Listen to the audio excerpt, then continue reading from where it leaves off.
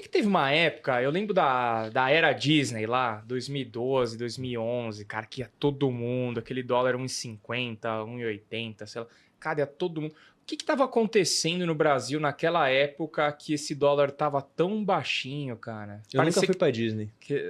Você não era ricão nessa época, né? Eu sou rico há pouco tempo. Você me lembra as pessoas 2011, disso. 2012, né? Sou rico há pouco tempo.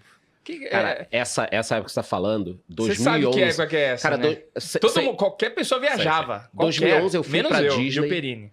E tava putaço porque paguei 1,60 no dólar e tava achando assim, pô, tá muito caro. Absurdo, pô, né? Era Esse assim, euro a era o fim do 2,40 mundo. não dá.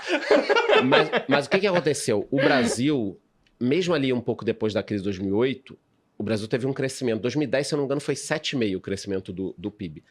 Aquela foto icônica lá do Isso, petróleo isso. lá. Mas aí foi as custas de você botar um endividamento da população, cagar toda a economia que depois estourou na era Dilma. Mas o Brasil cresceu muito.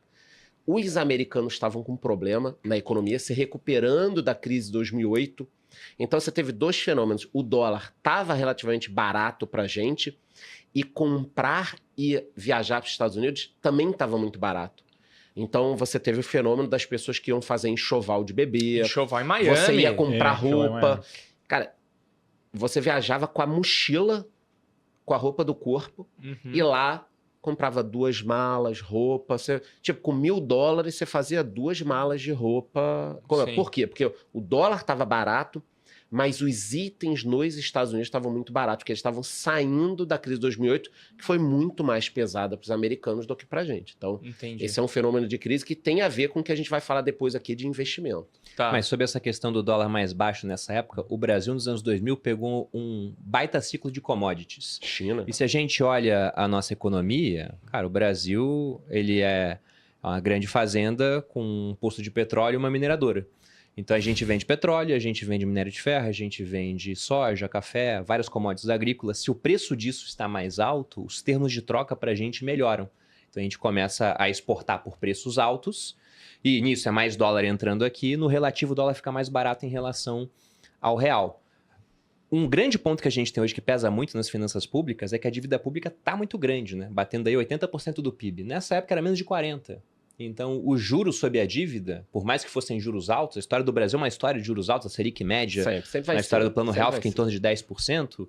Mesmo assim, como o volume da dívida era mais baixo, a gente gastava menos com isso. E se a gente pega agora, nesse último ano, a gente fechou com um déficit de mais ou menos 1,1 trilhão. Disso, um pouquinho mais de 800 bilhões são juros da dívida. Então, o déficit realmente que o governo ele gastou mais do que arrecadou foi na ordem de 0,5% do PIB. Só que com uma sinalização muito ruim, né? Falando, olha, a gente vai continuar ampliando o gasto, porque o arcabouço fiscal ele faz isso, ele deixa o gasto crescer de maneira real. Então o mercado já vai precificando que, com tudo isso de gasto, com juros altos, né? Esse juro alto vai frear a economia em algum momento. Então o crescimento não deve ser igual ao último que a gente teve agora. Mas é uma diferença principalmente no fato de que o que a gente vendia tinha preço alto, agora o preço não está tão alto assim. A nossa dívida era muito mais baixa, agora a nossa dívida é altíssima. Inclusive, comparando com países emergentes, ela fica bem acima da média. Isso acaba pesando e bate no câmbio. A primeira coisa a reagir é o câmbio, que é aquilo que a gente tem menos controle. Né? Então, mas a gente, voltando agora para o presente, a gente não vai ver uma queda desse dólar, né? Acho que a tendência é a gente pode ver uma queda do dólar. Se você pergunta para mim qual o preço do dólar esse ano no final do ano, não tem a mínima ideia, cara. E acho que o Charles também não vai querer cravar um número aqui, porque a maneira Crava mais aí, fácil de crava aí. perder... Não, eu acho que vai ficar entre 3,58. Mais ou menos. boa. Mas óbvio que pode, né? Pode surpreender ainda, né? Com 3% de Não dá para saber. banda. Por exemplo, você me pergunta, em 2026 o dólar ele pode cair e voltar para 5 alguma coisa? Pode, basta Pode, nas pode, pesquisas pode. começarem a sinalizar que vai ter uma mudança de governo. Então, eu não sei o que vai acontecer com o dólar. Se ele vai voltar para 5 alguma coisa. Se voltar, eu fico muito feliz. O pessoal pensa, vocês estão torcendo pro dólar subir. Não, cara. Porque às vezes o Bitcoin tá em queda, o dólar tá subindo, eu quero comprar, mas tá mais caro. Era pra estar mais barato. É engraçado Gente, tá como maluco. sempre pode eu tenho que piorar, comprar, né? eu tenho que comprar um monte de equipamento audiovisual, tudo isso é em dólar, gente. Não quero que suba, não. Quando o dólar rompeu a barreira dos R$3, dos 4, começou todo mundo a falar, meu, o que é isso, né? Agora, acho que se voltasse para 4, todo mundo ia encher Nossa, a galera o estourar bolso de fogo, dólar. é difícil. Por isso que é difícil voltar. Porque quando volta, o que o pessoal faz? compra pra A caramba. maioria, alguns esperam, né? Fala, vai voltar pra 3. Aí não compra nada. Mas, no geral, o investidor, ele faz o quê? Cara, ele compra. Vai Aí Porque ele vê, volta, sobe de caramba. novo. Por isso que é complicado, né? O pessoal pensa, pô, não tem como o governo, sei lá, ir lá fazer um decreto, falar de hoje em diante o dólar vale R$4. Se ele faz isso na mesma hora, o que acontece? Todo mundo fala, Todo mundo "Pô, vai era pra comprar." ser 6, tá 4, deixa eu comprar. É muita pressão de gente comprando dólar. Na Argentina isso aconteceu. O que eles fizeram? Não, só pode comprar $200 por mês, porque senão não tinha dólar pra todo mundo.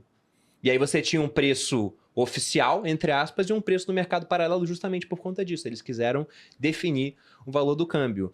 Mas eu não sei para onde o dólar vai. Ele pode bater R$7? Pode. Ele pode voltar para 5? Nossa. Com certeza. O único ponto é que a gente está falando de 2025 aqui, mas pensando em termos estruturais, eu enxergo o dólar subindo contra o real ao longo do tempo, assim como foi o passado, né? Era 1-1, 2-1, 3-1, 4-1, 5-1, 6-1, e algum dia vai estar 7, vai estar 8. Enquanto os Estados Unidos crescerem mais do que a gente com menos inflação, essa é a diferença, né? Essa é a direção. O que faria o dólar cair? Na minha opinião, É, uma troca de gestão no Brasil, cara. Isso faria o Tipo, dólar o cair. Alckmin assumir? Porque Eu tem que não digo terminar o nem mandato. agora, eu tô Tá. pensando em 26. Mas isso poderia acontecer também, se viesse a 26, assumir. Gustavo Lima, né? Quem sabe ele consegue baixar esse ou dólar. Marcelo. Troca de gestão que eu Marcelo. digo, não é só uma troca Os dois juntos, da né? persona. Eu também tô falando de uma troca do modelo que está sendo Entendi. usado no Brasil, que é um modelo onde, para fechar as contas, a gente está querendo arrecadar mais. Só que a gente arrecada mais e gasta mais. E aí a conta não fecha. Outro dia eu vi um Reels feito lá pelo Felipe, da Paradigma, né, que é professor no VR Cripto, ele colocando o orçamento do Brasil. No último ano foi 5,5 trilhões. E aí colocando o patrimônio dos, se eu não me engano, 69 bilionários que temos aqui no Brasil. Todo o patrimônio deles daria 1,2 trilhão. Ou seja, se a gente confisca tudo que os bilionários têm, a gente está pagando 3 meses de despesa da máquina pública. E depois acabou. Então, muito antes de você começar a investir, a saber os melhores investimentos, você tem que aprender a cuidar do seu dinheiro, poupar o seu dinheiro, sobrar alguma coisa aí, né? Para você conseguir investir, certo? Então ele vai fazer uma masterclass aqui que tem o nome com as pequenas decisões que vão te gerar milhões. Isso acontece mesmo, hein? É isso aí.